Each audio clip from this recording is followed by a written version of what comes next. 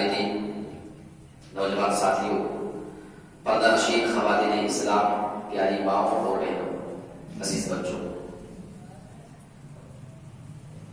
آج میں آپ کے سامنے جس موضوع کے تحت کچھ باتیں رکھنا چاہتا ہوں وہ ہے عظمت قرآن، یعنی قرآن مجید کی عظمت اسلام کی نظر میں کیا ہے۔ آپ اگر قرآن مجید کو شروع کریں گے، جو سب سے پہلی سورت ہے وہ سورہ فاتحہ ہے۔ دوسری سورت کو جب آپ پڑھنا اسٹارٹ کریں گے، سورہ بقرہ کو، تو اس کے شروع ہی میں آپ پائیں گے الف لام میم۔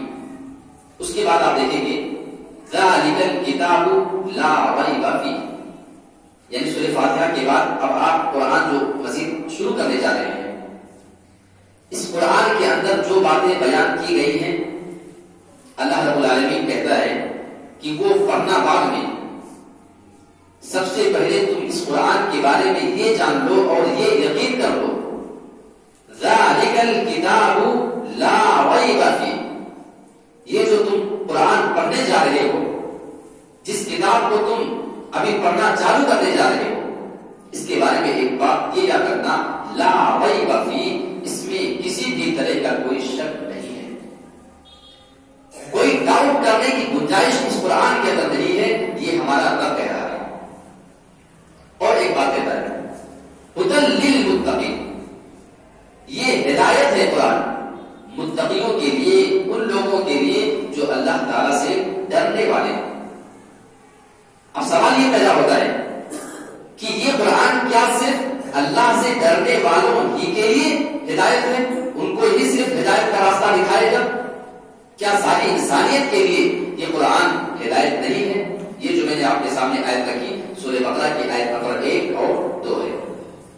لیکن آپ اور آگے جب جائیں گے سورہ بقرہ کو پڑھتے پڑھتے آیت نمبر 185 کے اندر جب پہنچتے ہیں تو وہاں پہ اللہ رب العالمین یہ کہتا ہے کہ دیکھو ایسا ہے کہ قرآن صرف اللہ سے ڈرنے والوں کے لیے نہیں آیا ہے، بلکہ اللہ رب العالمین اعلان کرتا ہے شہر رمضان الذی انزل فیہ القرآن ھدی للناس، یعنی قرآن مجید کو اللہ رب العالمین نے رمضان کے مہینے میں نازل کیا، اور اس کے بارے میں ایک بات اور اللہ فرماتا ہے ھدی للناس، یہ اس دنیا میں بسنے والے سارے انسانوں کے لیے ہدایت بن کر کے آیا ہے۔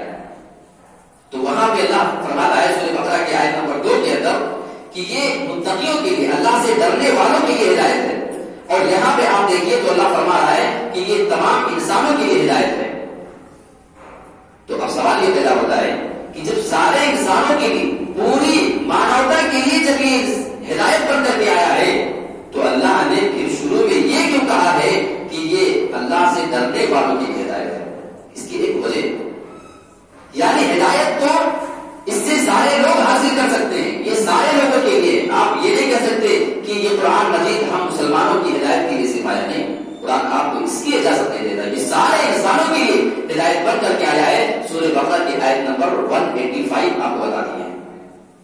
پھر کیوں ایسا کہا کہ شروع میں یہ متقیوں کی ہدایت ہے؟ یہ سوال پیدا ہوتا ہے۔ اس کا جواب یہ ہے کہ ہدایت تو ویسے یہ سارے انسانوں کے لیے ہے، لیکن اس سے ہدایت اور رہنمائی اصل میں حقیقت میں وہی حاصل کرتے ہیں جو اللہ سے ڈرنے والے ہوتے ہیں۔ اس بنا پہ شروع میں کہا کہ یہ متقیوں کے لیے ہدایت ہے۔ اور اس قرآن کی عظمت کے بارے میں آپ کو میں بتاؤں، یہ قرآن جس ذات کی طرف سے نازل کیا گیا ہے وہ اللہ رب العالمین کی ذات ہے، یعنی سب سے عظیم ہستی کی طرف سے یہ کلام پاک آیا ہوا ہے۔ مزید اس کی اور وضاحت کروں تو یہ قرآن سب سے عظیم نبی کے اوپر نازل کیا گیا ہے، اور اگر اس کی وضاحت میں کرو تو یہ قرآن اس فرشتے کے ذریعے نازل کیا گیا ہے کہ جب وہ اس قرآن کو لے کر کے آئے تو اللہ رب العالمین نے ان کو سید الملائکہ بنا دیا، تمام فرشتوں کا سردار ان کو بنا دیا۔ اور اس قرآن کو جس شہر میں جس جگہ پہ نازل کیا گیا، اللہ رب العالمین نے اسے پوری دنیا میں ساری جگہوں سے بہترین قرار دے دیا، بلکہ اللہ رب العالمین نے اس کی قسم قرآن میں کھائی ہے، لا اقسم بهذا البلد میں اس شہر کی قسم کھاتا ہوں، یعنی مکہ کے اندر قرآن کو نازل اللہ رب العالمین نے کیا ہے.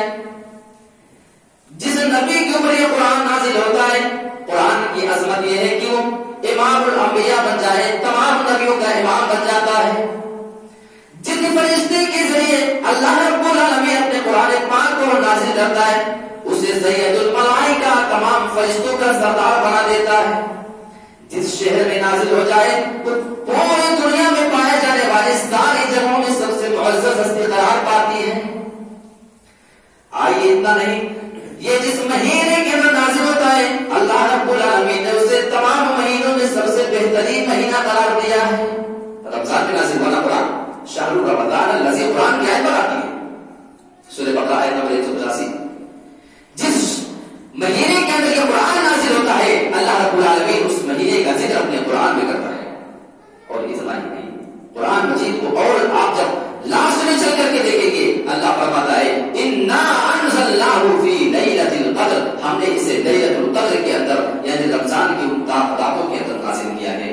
یعنی یہ تمام راتوں میں سب سے بہترین رات قرار پائی اللہ کے نزدیک. یہ قرآن کی عظمت میرے بھائیوں، جس نبی پر نازل ہو جائے وہ تمام نبیوں میں سب سے افضل، جس فرشتے کے ذریعے یہ قرآن آ جائے وہ تمام فرشتوں میں سب سے افضل، اور جس شہر میں آ جائے وہ دنیا میں پائے جانے والے تمام شہروں سے افضل. جس مہینے میں نازل ہو جائے تمام مہینوں میں 12 مہینوں میں سب سے افضل. جس رات میں نازل ہو جائے وہ پوری راتوں میں سب سے افضل قرار پائے. یہ قرآن مجید کی فضیلت ہے.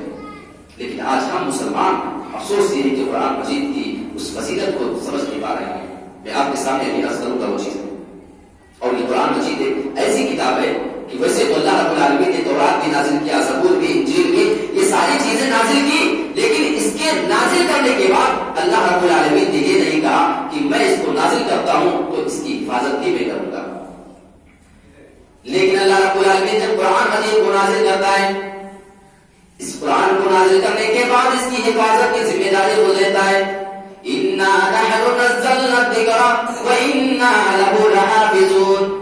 اے لوگوں، اس قرآن کو ہم ہی نازل کرنے والے ہیں. وَإِنَّا لَهُ لَحَافِظُونَ، اور اس کی حفاظت کی ذمہ داری بھی ہماری ہے.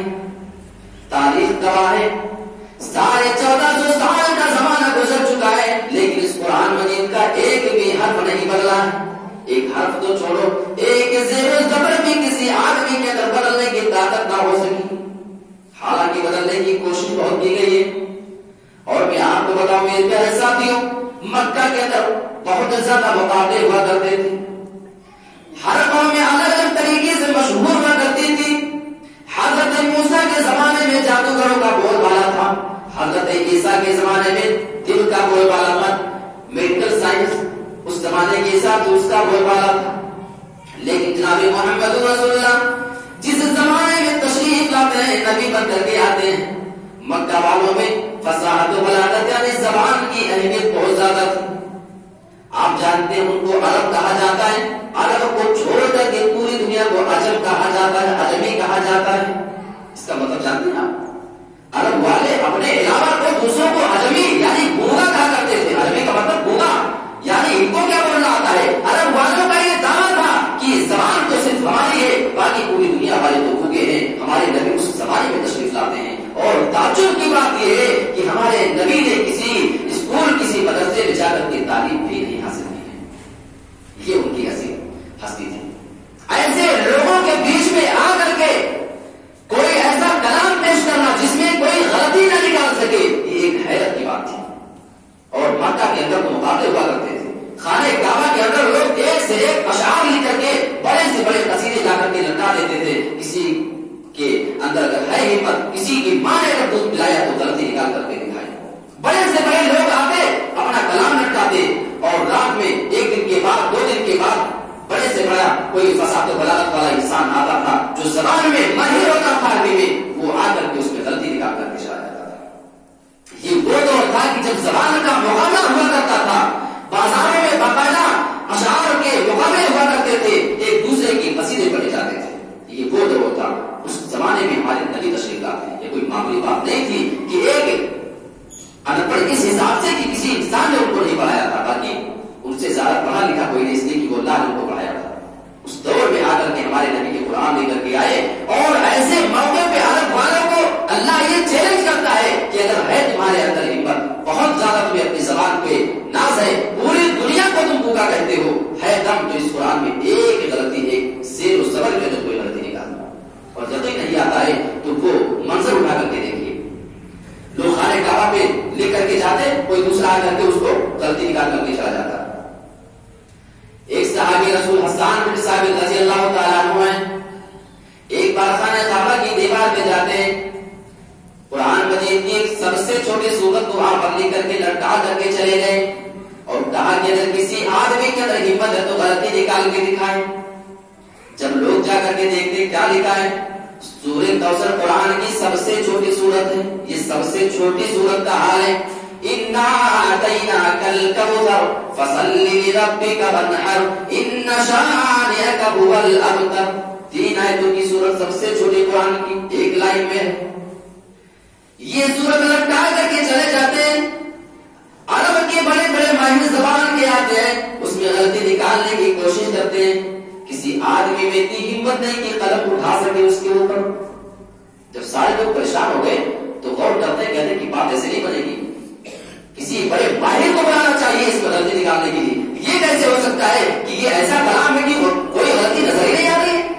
آج تک تو کبھی ایسا نہیں ہوا, جس نے بھی ہاتھ لٹکایا اس میں غلطی ضرور نکلی ہے. یہ کون سا کلام ہے؟ ایک بہت بڑے زبان کے ماہر کو بلایا جاتا ہے, اس کو باقاعدہ ٹریننگ دی جاتی ہے.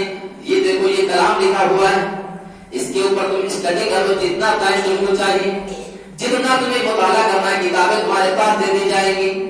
جس چیز کی مدد کی ضرورت پڑے گی بتانا, ہم مکہ کے سردار تمہاری اس میں مدد کریں گے, لیکن اس میں غلطی تمہیں نکالنا ہے. اس نے کہا کہ اس میں کون سی بڑی بات, یہ 3 لائن کی چیز اس میں کیا, میں نکال دوں گا. کئی دنوں تک وہ مطالعہ کرتا, اسٹڈی کرتا, اس پر غور و خوض کرتا ہے, اور ایک بار رات میں جا کر کے وہ غلطی نکالنے کے لیے پہنچ جاتا ہے کہ صبح سارے لوگ دیکھیں گے تو غلطی نکال کر کے ملے گی.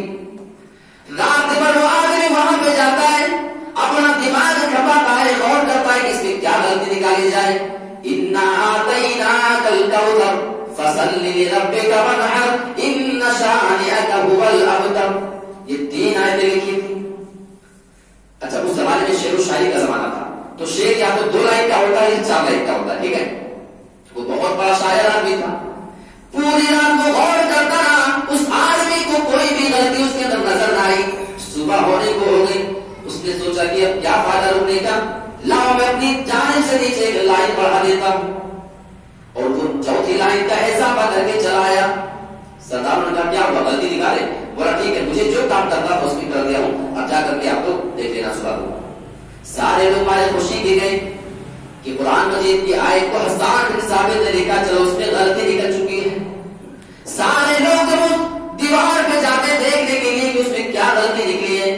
جب وہاں پہ سارے لوگ جاتے تو 3 لائن کے نیچے اس آدمی نے 4تھی لائن بڑھا دی تھی.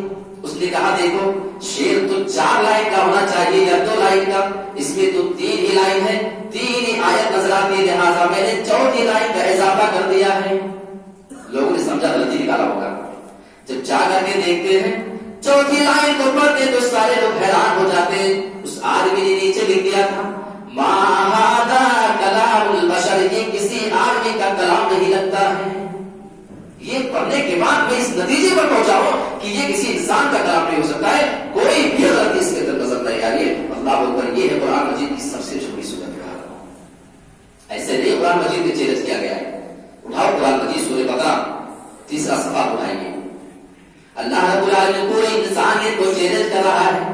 ایسے موقع پہ جب زبان کا بول بالا تھا میں وَإِن كُنتُمْ فِي رَيْبٍ مِّمَّا نَزَّلْنَا عَلَىٰ عَبْدِنَا, اے انسانوں, اے عرب کے لوگ, اگر جو کچھ میں نے اپنے نبی کے اوپر نازل کیا, اپنے بندے پر نازل کیا ہے. اچھا غور کیجیے, یہاں پہ اللہ نے یہ نہیں فرمایا ہے کہ جو میں نے اپنے نبی پر نازل کیا, نہیں. وَإِن كُنتُمْ فِي رَيْبٍ مِّمَّا نَزَّلْنَا عَلَىٰ عَبْدِنَا, جو میں نے اپنے بندے پر نازل کیا ہے, تم بھی بندے ہو, یہ بھی ایک بندہ ہے. وہاں پہ اللہ نے نبی نہیں کہا کہ خاص مقام ہو جائے, نہیں, بلکہ تم انسان ہو تو یہ بھی انسان ہے. ان کے اوپر جو میں نے نازل کیا, وَإِن كُنتُمْ فِي رَيْبٍ مِّمَّا نَزَّلْنَا عَلَىٰ عَبْدِنَا فَأْتُوا بِسُورَةٍ مِّن مِّثْلِهِ, اگر تم کہتے ہو کہ یہ محمد صلی اللہ علیہ وسلم اپنے طرف سے قرآن کو پیش کرتے ہیں بنا کر بندے ہیں تم بھی بندے ہو، یہ بھی انسان ہے تم بھی انسان ہو، فاتو بسورۃ من مثلہ، تمہیں پورا قرآن لانے کی ضرورت نہیں ہے۔ اگر تمہیں شک ہے اس کے بارے میں تو چلو قرآن کی ایک سورت ہی کوئی لے کر کے چلے آؤ، اور سورہ بقرہ کی طریقے سے 2.5 پارے کی سورت لانے کی ضرورت نہیں ہے۔ سب سے چھوٹی سورت سورہ کوثر ہے، صرف 3 آیت 1 لائن میں لکھی جاتی ہے۔ اگر تمہارے اندر طاقت ہے تو اس جیسے ہی کوئی سورت لا کر کے دکھا دو۔ بڑی خود تم پھر رہی پوری ساری کو اللہ رب العالمین نے چیلنج کر دیا، اور 1450 سال کا زمانہ گزر چکا ہے۔ جس کسی کو چیلنج قبول کرنا ہو آج بھی قرآن اس کو یہ چیلنج کر رہا ہے، کتنا بھی ماہر ہو آئے اگر وہ قرآن میں غلطی نکال کر کے دکھا سکتا ہے ملتا ہے۔ فاتو بسورۃ من مثلہ، اتنا ہی نہیں، وَادْعُوا شُهَدَاءَكُم مِّن دُونِ اللَّهِ إِن كُنتُمْ صَادِقِينَ، اگر وہ کام تم سے اکیلے نہ ہو سکے، تمہارے جتنے مددگار تم کو نظر آئے سارے لوگوں کو بلا لو، اللہ کو چھوڑ کر تم جن کو بھی اپنا مددگار اس میں مان سکتے ہو غلطی نکالنے کے لیے سارے انسانیت کو بلا لو۔ آگے کیا ہے میں اللہ فرماتا ہے فَإِن لَّمْ تَفْعَلُوا، اگر تم ایسا نہیں کر سکتے ہو، وَلَن تَفْعَلُوا، اور ایسا تم کر بھی نہیں سکتے ہو۔ انداز دیکھیے قرآن کا، اللہ کہتا ہے فَإِن لَّمْ تَفْعَلُوا، اگر تم نہیں کر سکتے، چھوٹی سی صورت بھی نہیں لا سکتے اس کے مقابلے میں، وَلَن تَفْعَلُوا، اور تم ہرگز یہ کام نہیں کر سکتے، فَاتَّقُوا النَّارَ الَّتِي وَقُودُهَا النَّاسُ وَالْحِجَارَةُ، تو تمہیں اس آگ سے، اس جہنم سے بچنا چاہیے جس کے ایندھن انسان اور پتھر ہوا کریں گے، اعدت للکافرین، جو کافروں کے لیے تیار کی گئی ہے۔ اچھا ایسا نہیں ہے کہ اس چیلنج کے اوپر کسی نے انگلی نہیں اٹھائی ہے، بہت سارے لوگوں نے اٹھائی ہے۔ ابھی جیسے قرآن کی کوئی سورت اس وزن پر ہوتی ہے نا، بہت سارے لوگوں نے کچھ نہ کچھ کرنے کی کوشش کی۔ ایک جیسے ہے نا الم تر کیف باصحاب الفیل، اس طرح کی بہت ساری جو آیتیں ہیں کہ ہاتھی کیا ہے، مطلب جیسے اس طرح کی جو صورتیں ہیں، تو ایک صاحب نے جو ہے اس کے بارے میں ایک آیت بنانے کی کوشش کی، ٹھیک ہے، جیسے قرآن میں کوئی آیت ہوتی ہے اس کا جو جس حساب سے اس کی سیٹنگ تھی، تو ایک صاحب آئے بہت ماہر عربی میں تھے، وہ کہتے ہیں الفیل ومل فیل، ہاتھی تمہیں کیا معلوم ہاتھی کیا ہے، اس کے ایک سور ہوتا ہے، ایک پوچھ ہوتی ہے، اس طرح کی آیتیں بنانے کی کوشش کی گئی جو آخر میں جا کر کے ان کا مذاق بن گیا۔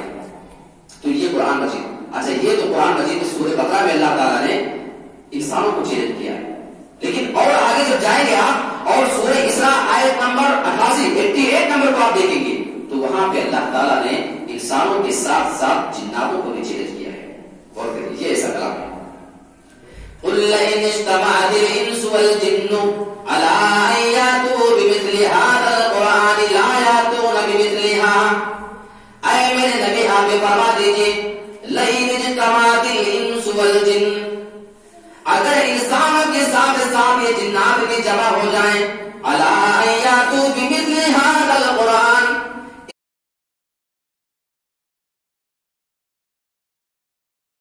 جیسا قرآن لانے کی کوشش کرے، لا یاتون بمثلہ، اس جیسا قرآن نہیں لا سکتے ہیں۔ آپ ذرا غور کرو، انسانوں کی بات تو چھوڑ دو، جناتوں کی کتنی زیادہ طاقت ہے آپ جانتے ہیں۔ اگر انسانوں میں طاقت نہیں ہے، یہ کسی جنات سے اگر مدد لینا چاہے تو ان کو بھی بلا کر کے قرآن کے جیسا لانے کو کہو، لا یاتون بمثلہ، وہ اس جیسا کبھی لا ہی نہیں سکتے۔ یہ قرآن کا چیلنج ہے۔ یہ کچھ باتیں تھیں جو میں نے آپ کے سامنے قرآن کی عظمت کے بارے میں بتانے کی کوشش کی، اور اس قرآن کی پڑھنے کی برکت کیا ہے آج ہم مسلمان اس کو نہیں سمجھ پا رہے ہیں۔ اللہ کے نبی صلی اللہ علیہ وسلم نے اسی قرآن کے بارے میں صحیح بخاری میں فرمایا ہے خیرکم من تعلم القرآن وعلمہ، اے مسلمانوں تم میں سب سے بہترین جماعت وہ ہے من تعلم القرآن وعلمہ، جو قرآن خود سیکھے دوسروں کو بھی سکھائے۔ یعنی قرآن کا پڑھنا پڑھانا یہ دنیا میں سب سے زیادہ عظیم کام ہے۔ دنیا میں بہت ساری پڑھائی الگ اللہ کی ہے، لیکن اللہ کی نظر میں اس قرآن سے زیادہ عظیم کوئی تعلیم ہی نہیں ہے۔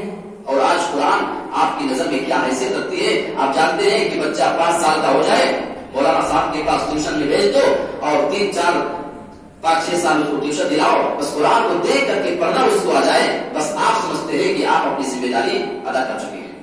آج ماحول جو ہے آپ کو اس کا اعتراف کرنا پڑے گا، یہ آج ہمارا ماحول بنا ہوا ہے۔ میرے بھائیوں، قرآن مجید قیامت کے دن اپنے پڑھنے والے کے لیے سفارشی بن کر کے آئے گا۔ صحیح مسلم کے الفاظ اقرأوا القرآن، اے مسلمانوں تم قرآن پڑھا کرو، اللہ کے نبی فرما رہے ہیں۔ آپ سوال کریں گے اللہ کے نبی قرآن پڑھیں گے کیا فائدہ ملے گا؟ آگے آپ کو جواب مل جائے گا فَإِنَّهُ يَأْتِي يَوْمَ الْقِيَامَةِ شَفِيعًا لِأَصْحَابِهِ. قرآن پڑھنے کا فائدہ جاننا چاہتے ہو؟ فَإِنَّهُ يَأْتِي يَوْمَ الْقِيَامَةِ.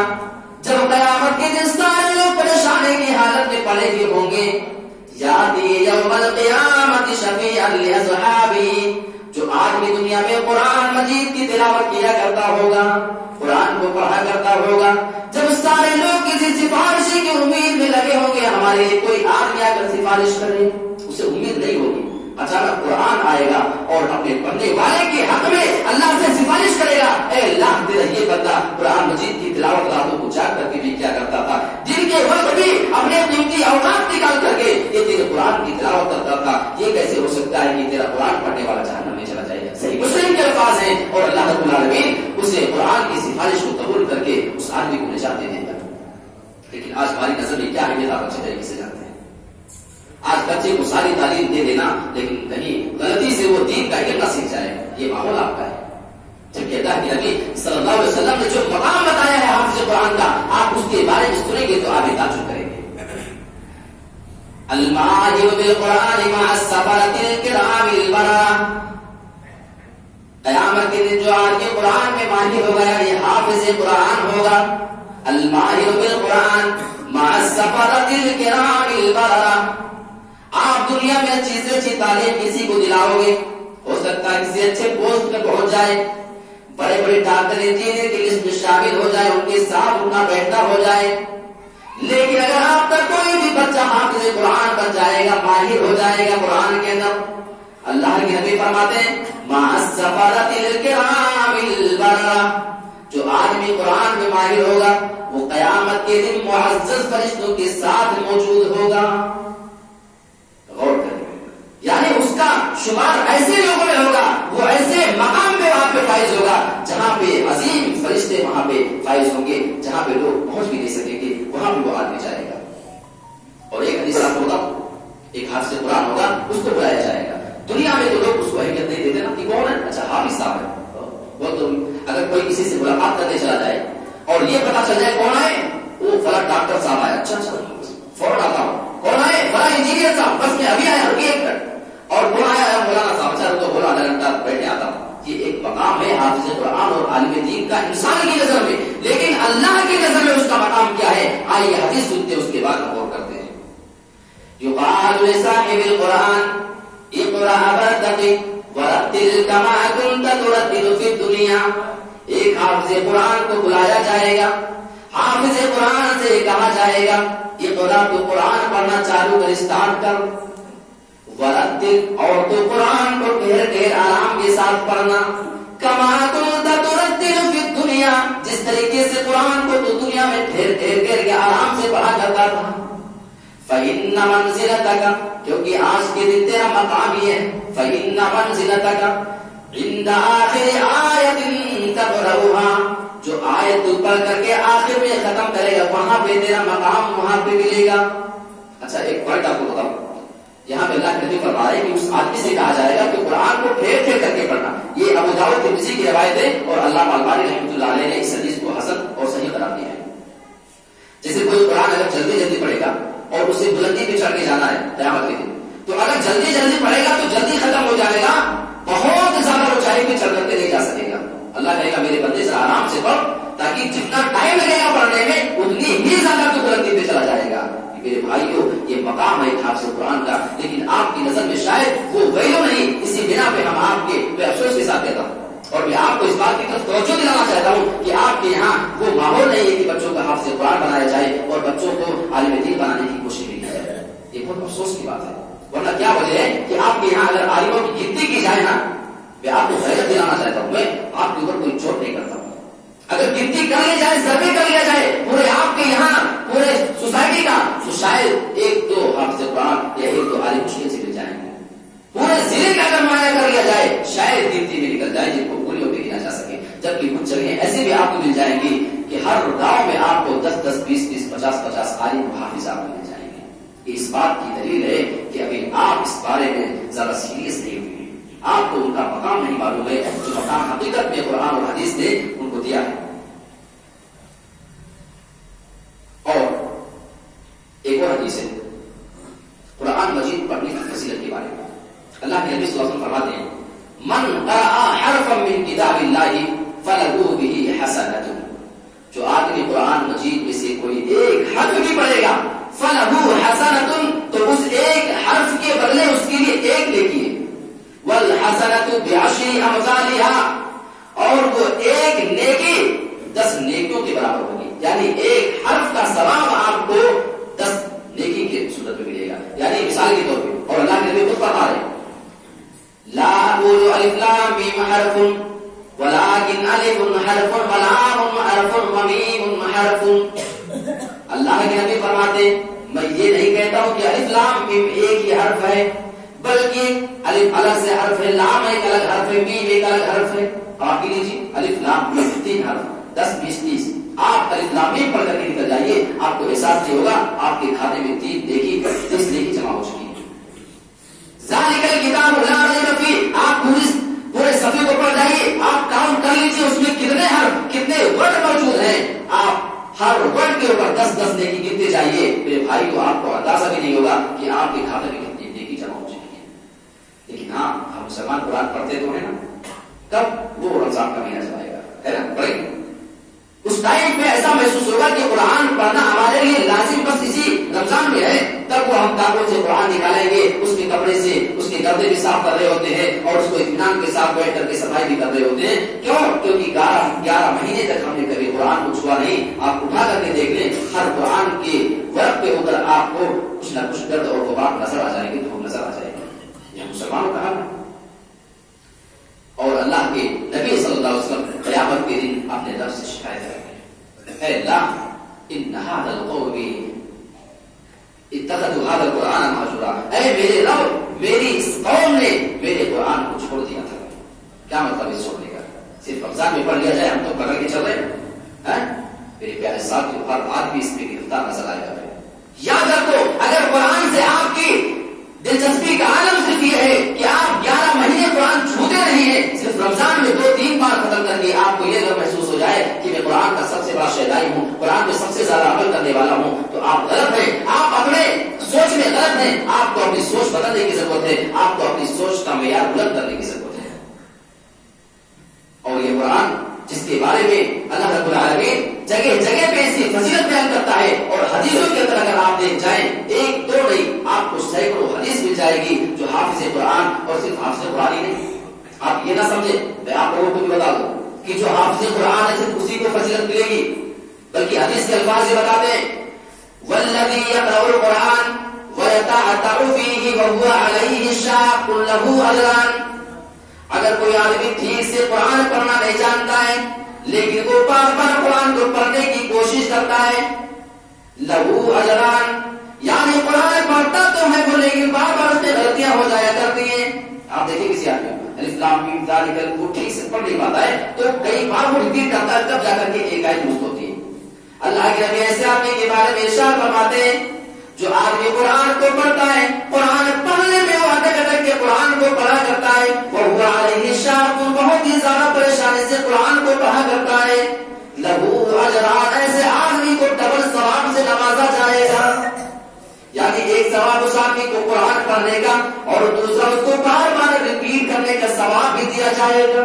تو آپ یہ نہ سمجھیں کہ اسلام ایک ایسا مذہب ہے جو سارے لوگوں کو برابر لے کر کے چلتا ہے. یہ اور بات ہے کہ حافظ کا مقام دوسرا ہے، یہ الگ بات ہے، لیکن آپ یہ نہ سمجھنا کہ ہمیں قرآن ٹھیک سے پڑھنے نہیں آتا ہے تو ہم کیا کریں، ہم قرآن کیوں پڑھے. ایسے آدمی کے بارے میں جو اٹک اٹک کر کے قرآن کو پڑھے، اللہ کے نبی نے فرمایا ہے کہ ایسے آدمی کو ڈبل اور دوہرا اجر اور ثواب دیا جائے گا. یہ قرآن کے بارے میں میں نے کچھ باتیں آپ کے سامنے رکھنے کی کوشش کی ہیں جس سے قرآن کی عظمت واضح ہوتی ہے. یہ پوری دنیا میں تمام کتابوں میں اور زیر اور زبر تک تو چھوڑ دیجیے، اگر آپ بڑے سے بڑا عالم اگر کھڑے ہو کر کے قرآن کو پڑھے اور 10 سال کا اگر حافظ قرآن 12 سال کا حافظ اگر موجود ہے، کہیں وہ بڑا عالم بھی غلطی کر جائے، قرآن کا کمال یہ ہے کہ وہ چھوٹا بچہ بھی وہ پیچھے سے تہمہ دے دیتا ہے. یہ اگر مقام کسی کتاب کو پوری دنیا میں حاصل ہے میرے پیارے ساتھیو، یہ صرف اور صرف قرآن ہے اور دنیا کی کوئی کتاب نہیں. میں نے آپ کے سامنے حدیث کی روشنی میں یہ بات بھی رکھنے کی کوشش کی ہے کہ حافظ کا مقام کیا ہے، عالم کا مقام کیا ہے. قرآن سیکھنے اور سکھانے کی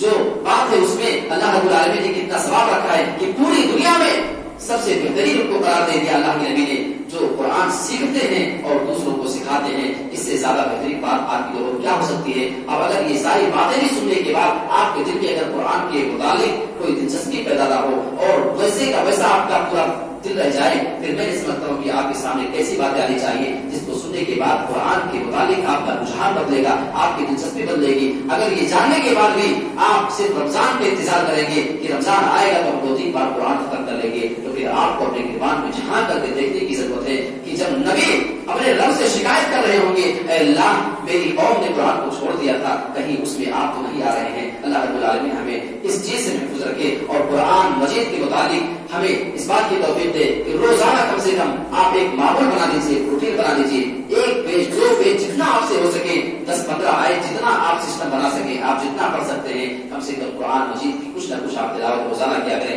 اللہ رب العالمین ہمیں قرآن مجید کے متعلق اپنے بچوں کے اندر بھی فکر کرنے کی توفیق عطا فرمائے اور خود بھی اپنے اندر فکر کرنے کی توفیق عطا فرمائے۔ آمین۔ وآخر دعوانا ان الحمد للہ۔